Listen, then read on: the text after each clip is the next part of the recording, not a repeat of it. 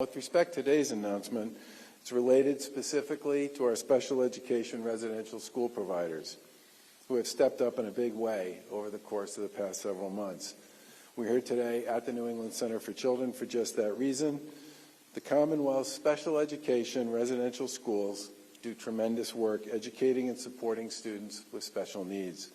Throughout the pandemic, special education residential schools like this one have remained open.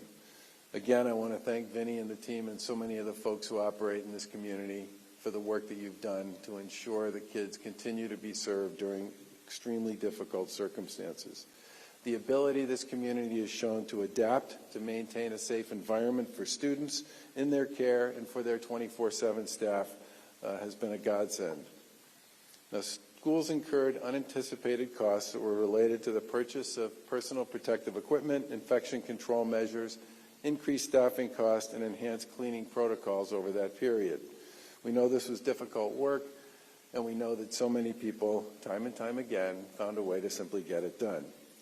The virus has caused changes in respect to everyone's existing routines, and we know that these changes have been particularly disruptive for individuals with special needs and particularly stressful for their families. Today we're announcing a $16.1 million relief package for 32 special education residential school providers to support costs that are related to COVID-19. The New England Center for Children, for example, will receive almost $2 million of this funding.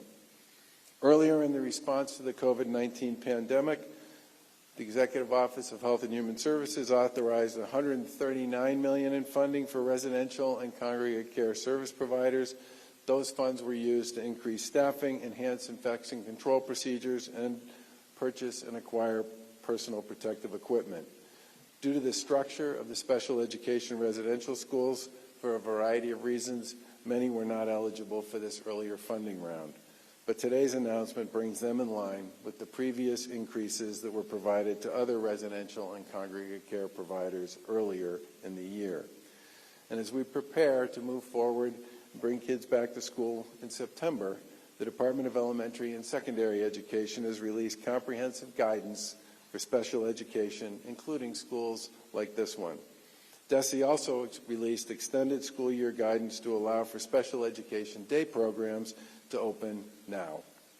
We're grateful for the collaboration between special education community and the administration and local communities as we all continue to develop guidance and work together to keep students safe and ensure that they continue to get the education that they need and deserve.